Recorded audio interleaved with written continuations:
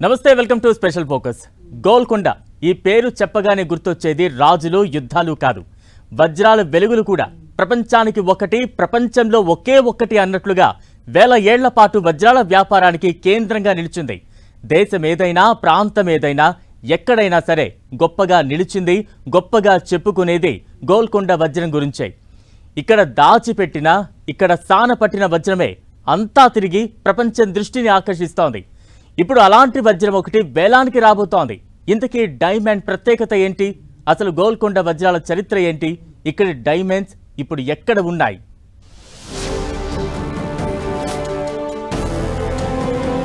అమ్మకానికి గోల్కొండ నీలి వజ్రం. రాజులు ధరించిన వజ్రం అది. గోల్కొండ నుంచి వెళ్లిన వజ్రాలు ఎన్నో. కోహినూర్ నుంచి బ్లూ డైమండ్ వరకు గోల్కొండ వజ్రాలకు శతాబ్దాల చరిత్ర.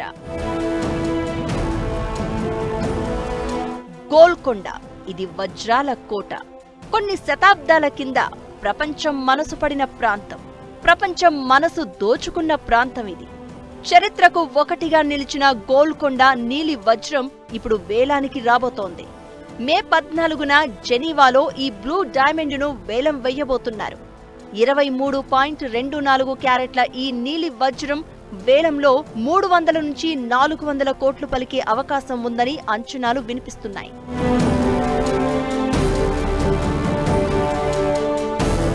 గోల్కొండ రాజ్యంలోని వజ్రాల గనుల్లో లభించిన గోల్కొండ బ్లూ వజ్రం రాచ వారసత్వం, విభిన్నమైన నీలి రంగు, 23.24 క్యారెట్ల పరిమాణంతో ఉండడంతో మంచి ధర పలికే అవకాశం కనిపిస్తోంది. ప్రస్తుతం ఒక ఉంగరానికి ఈ వజ్రం అమర్చి ఉంది. ఈ డైమండ్ వెనుక ఎంతో చరిత్ర ఉంది. మామూలుగా నీలం రంగులో ఉండే వజ్రానికి విలువ ఎక్కువ. అలాంటిది మహారాజులు ధరించిన వజ్రం కావడం, గొప్ప చరిత్ర ఉండడంతో భారీ ధర పలికే అవకాశం ఉంది. గోల్కొండ బ్లూ డైమండ్ మొదట్లో ఇండోర్ రాజు మహారాజా యశ్వంతరావు హోల్కర్ II దగ్గర ఉండేది. 1923 సమయంలో బ్రాస్లెట్లో ఈ వజ్రాన్ని పొదగగా, ఆ తర్వాత ఇండోర్ పియర్స్ గా పిలిచే మరో 2 వజ్రాలతో కలిపి గోల్కొండ బ్లూగా మార్చి మహారాణి ధరించే హారంలో అమర్చారు. అప్పట్లో ఇండోర్ సందర్శించిన ఫ్రెంచ్ చిత్రకారుడు బెర్నాండ్ బౌటెట్ గీసిన చిత్రంలో మహారాణి ఈ నెక్లెస్ ను ధరించి ఉంటారు. 1947లో భారత స్వాతంత్ర్యం తర్వాత ఆభరణాల వ్యాపారి హ్యారీ విన్స్టన్ చేతుల్లోకి వెళ్లిన ఈ వజ్రాన్ని బరోడా మహారాజు కొనుగోలు చేశారు. తిరిగి కొన్నాళ్లకే ప్రైవేటు వ్యక్తుల చేతుల్లోకి వెళ్లగా, ఇప్పుడు జెనీవాలోని 4 సీజన్స్ హోటల్లో వేలానికి పెట్టారు. బ్లూ డైమండ్ వేలానికి వచ్చిన వేళ గోల్కొండ వజ్రాల చరిత్ర మళ్లీ తెర మీదకు వస్తోంది. ప్రపంచమంతా గోల్కొండ గురించి ఆలోచిస్తోంది. గోల్కొండ వజ్రాలకు అంతర్జాతీయ మార్కెట్లో ఎంతో డిమాండ్ ఉంది. కుతుబ్ షాహీల కాలంలో వజ్రాల వేట విస్తారంగా సాగింది. ఇక్కడి గనుల్లో దాదాపు 1,00,000కు పైగా కార్మికులు పని చేసేవారట. మన వజ్రాలకు వందలు వేల ఏళ్ల చరిత్ర ఉంది. క్రీస్తు పూర్వం 327లో అలెగ్జాండర్ ది గ్రేట్ భారతదేశాన్ని ఆక్రమించినప్పుడు ఇక్కడి డైమండ్స్ మీద మనసు పడి తనతో పాటు యూరప్కు భారీగా తీసుకెళ్తాడు. ఆ తర్వాత 1292లో మార్క్ పోలో అనే యాత్రికుడు భారత్ను సందర్శించినప్పుడు ఇక్కడి వజ్రాల అందం గురించి తన పుస్తకంలో రాసుకొచ్చాడు. ఆ తర్వాత 1638 తర్వాత టావెర్నియర్ అనే వ్యాపారి భారత్కు 6 సార్లు వచ్చారు. తిరిగి వెళ్లిన ప్రతిసారి ఇక్కడి నుంచి వజ్రాలను తీసుకువెళ్లాడు. ప్రపంచమంతా మాట్లాడుకుంటోంది ఇప్పుడు వాటి గురించి. Hope diamond, the black Orlov, idol eye, Kohinoor, beau Sancy లాంటి వజ్రాలు అందులో ఉన్నాయి. యూరోపియన్, రష్యన్ రాజులు, రాణులు, నోబుల్స్ ఇలా చాలా మంది గోల్కొండ వజ్రాలను శక్తికి, గొప్పతనానికి, అదృష్టానికి, రక్షణకు చిహ్నంగా చూసేవాళ్లు. అద్భుతాన్ని కోహినూర్ వజ్రంతో కంపేర్ చేయడం అలవాటు. ప్రపంచం మొత్తానికి 2.5 రోజుల పాటు భోజనం పెట్టడానికి ఎంత ఖర్చవుతుందో కోహినూర్ వజ్రం విలువ అంతే ఉంటుందని మొఘల్ చక్రవర్తులు అనేవాళ్లంటే డైమండ్ గురించి చెప్పాల్సిన అవసరం లేదు. ఆ వజ్రం కూడా గోల్కొండ ప్రాంతంలోనే లభించింది. ప్రపంచంలోని అత్యంత ప్రసిద్ధ వజ్రాలలో కోహినూర్ ఒకటి. దీని బరువు సుమారు 105 క్యారెట్లు. ఇది అనేక రాజవంశాల చేతులు మారి ప్రస్తుతం బ్రిటిష్ రాజకిరీటంలో భాగంగా ఉంది. ఏపీలోని కొల్లూరు గనుల్లో ఇది లభించింది. ముందు కాకతీయ రాజుల దగ్గర, ఆ తర్వాత ఢిల్లీ సుల్తానులు, మొఘలుల నుంచి పంజాబ్ రాజుకు చేరింది. అక్కడి నుంచి బ్రిటిషర్ల చేతుల్లోకి వెళ్లి ఆ దేశ రాజకిరీటంలో భాగమైంది. ఇక హోప్ డైమండ్ కూడా గోల్కొండ ప్రాంతంలోనే దొరికింది. నీలం రంగులో ఉండే ఈ డైమండ్ 45.52 క్యారెట్ల బరువు ఉంటుంది. ఈ వజ్రం విలువ 21,000 కోట్లకు పైనే. దీన్ని సొంతం చేసుకున్న ప్రతి ఒక్కరికి అంతులేని కష్టాలు, విషాదాలు, అంతు చిక్కని మరణాలు సంభవించాయని చరిత్ర చెప్తోంది. ప్రస్తుతం ఇది వాషింగ్టన్ డీసీలోని స్మిథ్సోనియన్ మ్యూజియంలో ఉంది. గోల్కొండ వజ్రాల్లో మరో అద్భుతం డారియా ఈ నూర్.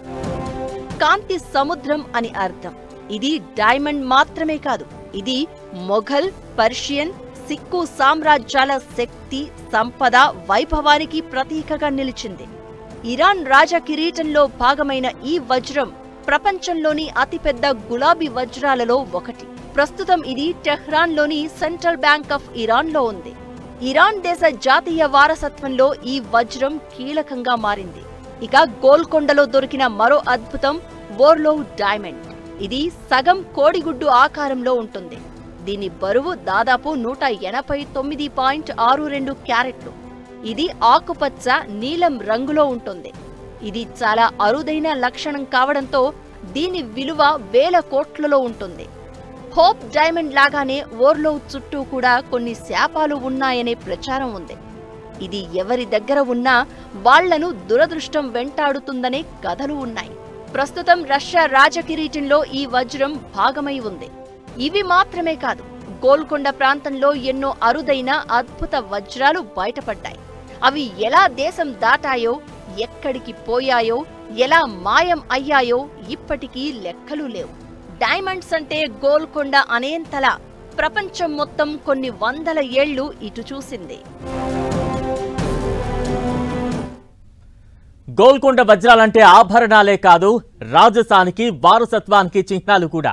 చాలా దేశాల సంస్కృతుల్లో గోల్కొండ వజ్రాలు భాగమయ్యాయంటే అర్థం చేసుకోవచ్చు ఎంత ప్రాముఖ్యత ఉందో. అసలు ఈ వజ్రాలు ఎందుకింత ప్రత్యేకం? గోల్కొండ వజ్రాలకు మాత్రమే సొంతమైన స్పెషాలిటీ ఏంటి?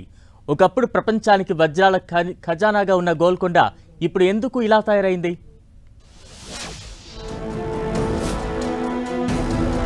ఇవి వజ్రాలే కాదు, రాజసానికి చిహ్నాలు. గోల్కొండ వజ్రాలు ఎందుకింత స్పెషల్? వజ్రాల కోసం యుద్ధం చేసేంత ప్రత్యేకత ఏంటి? ఇతర వజ్రాలకు, గోల్కొండ వజ్రాలకు తేడా ఏంటి? కన్నీళ్లు ఎంత స్వచ్ఛమో గోల్కొండ వజ్రాలు అంతే స్వచ్ఛం. వజ్రాల వ్యాపారంలో ఎంతో విలువైన టైప్ 2A కేటగిరీకి చెందినవిగా గోల్కొండ వజ్రాలను లెక్కిస్తున్నారు. ప్రస్తుతం కర్ణాటక రాష్ట్రంలోని రాయచూరు నుంచి ఏపీలోని నందిగామ వరకు ఉన్న ప్రాంతాన్ని గోల్కొండ గనులుగా లెక్కలేస్తారు. గోల్కొండ అంటే అతిపెద్ద కోటకే కాదు, అందమైన వజ్రాలకు ప్రసిద్ధి చెందింది. గోల్కొండ వజ్రాలకు ఎంతో విలువ ఉంటుంది.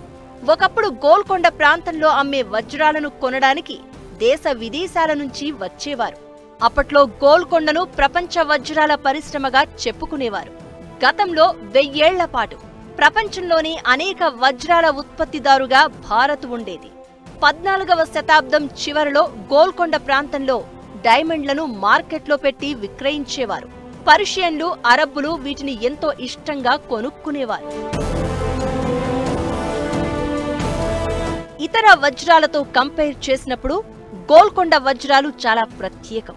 ఇవి అరుదుగా దొరుకుతాయి. పారదర్శకత అధికంగా ఉంటుంది. చూడగానే కంటికి స్వచ్ఛంగా కనిపిస్తాయి. నాణ్యత కూడా అధికంగా ఉంటుంది.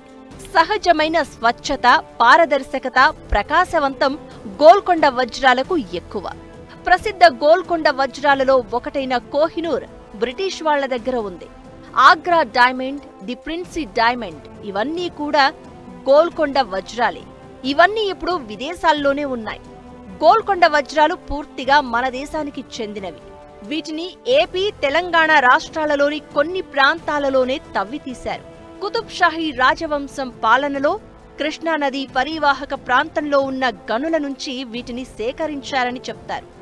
వాటిని అందమైన ఆకారంలో తయారు చేసేందుకు హైదరాబాద్ నగరానికి తీసుకొచ్చి మెరుగుపెట్టి అమ్మేవాళ్లని తెలుస్తోంది.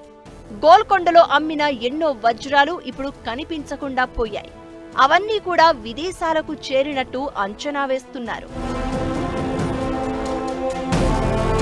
కుతుబ్ షాహీ కాలంలో గుంటూరు జిల్లాకు దగ్గరలో ఉన్న కొల్లూరు గనులు చాలా ఫేమస్. ఇది కృష్ణానది పక్కనే ఉండేది. అక్కడి నుంచే వజ్రాల వెలికితీత జరిగేది. అన్ని గనుల నుంచి తీసిన వజ్రాల బరువు దాదాపు 12 మిలియన్ క్యారెట్లు ఉంటుందని కొందరు చరిత్రకారులు అంచనా వేశారు.